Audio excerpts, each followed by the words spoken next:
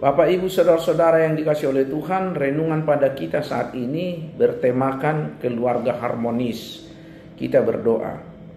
Bapa di surga yang baik, damai sejahtera-Mu melingkupi dan menguasai hati dan pikiran kami saat mendengar kebenaran firman-Mu. Datanglah ya Tuhan, sebab siap diri kami, hati kami, dan segala keberadaan kami untuk berbuat dan melakukannya, memelihara firman-Mu itu kebenaran. Dalam nama Yesus kami berdoa.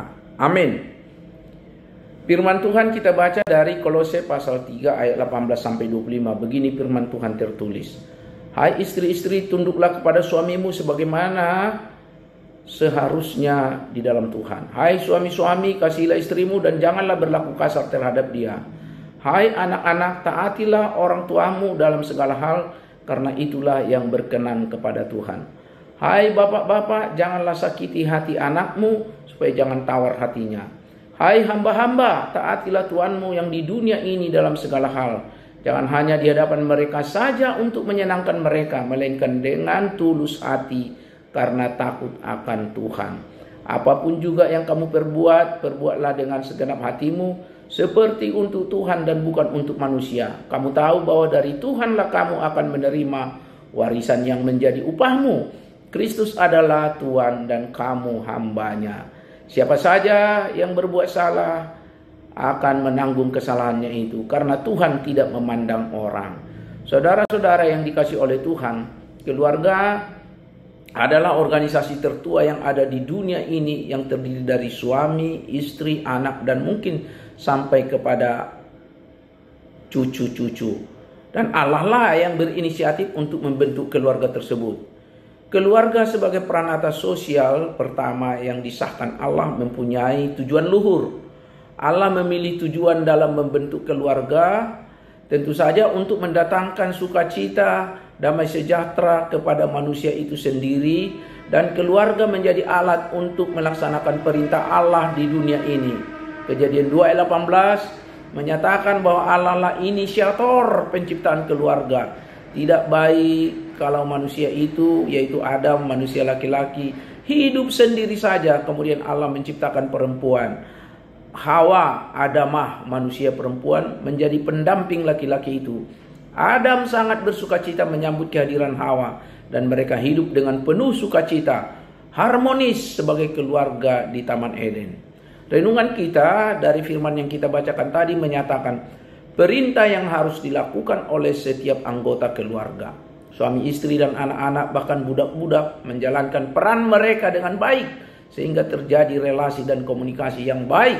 Hal ini akan menimbulkan keharmonisan di tengah-tengah keluarga. Itu ada di ayat 18. Istri harus tunduk kepada suaminya walaupun mungkin saja jabatan atau penghasilan istri lebih tinggi dari suami, karena suami adalah pemimpin keluarga. Ayat 19.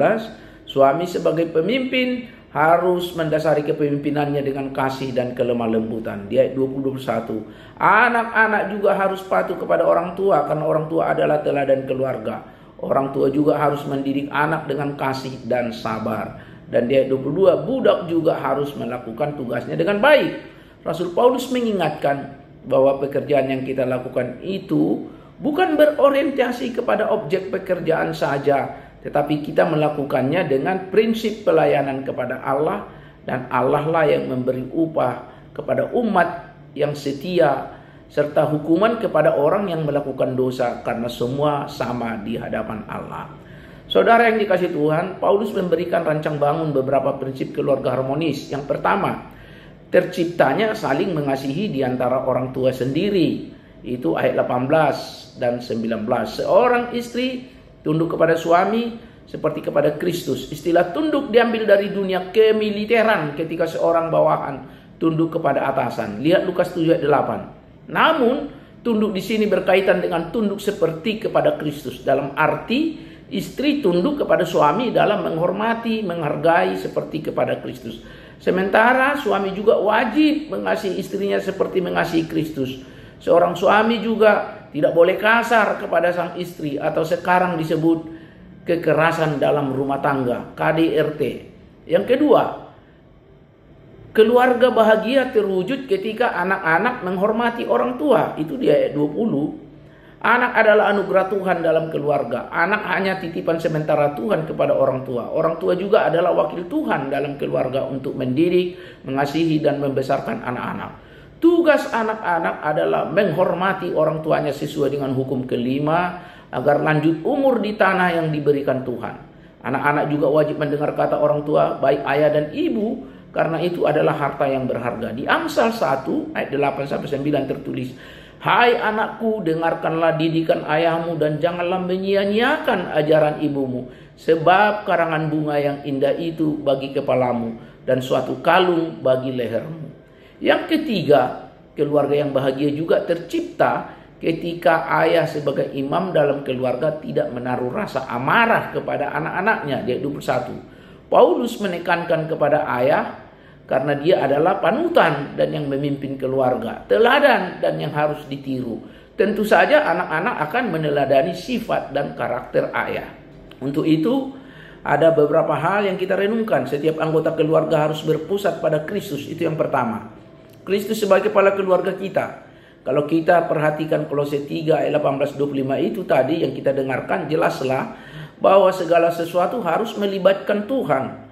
Oleh sebab itu apapun yang terjadi di dalam keluarga, yang pasti kita harus kembali kepada Tuhan. Apapun juga yang kita perbuatlah dengan segenap hati seperti untuk Tuhan dan bukan untuk manusia. Apapun yang kita perbuat, jangan hanya memperhatikan kepentingan diri sendiri, tetapi kita juga harus memperhatikan kepentingan orang lain. Karena itu, apapun yang kita lakukan dalam keluarga, lakukanlah dengan segenap hati seperti untuk Tuhan, bukan untuk manusia.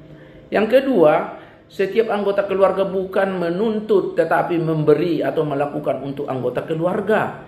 Bila timbul persoalan, kita jangan menuntut supaya orang lain berbuat sesuai keinginan kita, tetapi alangkah baiknya kita melakukan sesuatu yang baik bagi orang lain. Keluarga Kristen terjadi dan keluarga Kristen sejati harus memiliki prinsip-prinsip seperti ini. Dengan demikian baru kita dapat membentuk sebuah keluarga yang sehat, berkualitas, dan menjadi saksi bagi Kristus. Kiranya Tuhan memberkati. Banyak ancaman dan tantangan tentunya. Perselisihan yang akan muncul dalam perjalanan hidup keluarga. Hal ini adalah proses alamiah. Keluarga yang harmonis juga pernah mengalaminya. Saling pengertian dan saling mengasihi menjadi kekuatan untuk menjaga keharmonisan keluarga.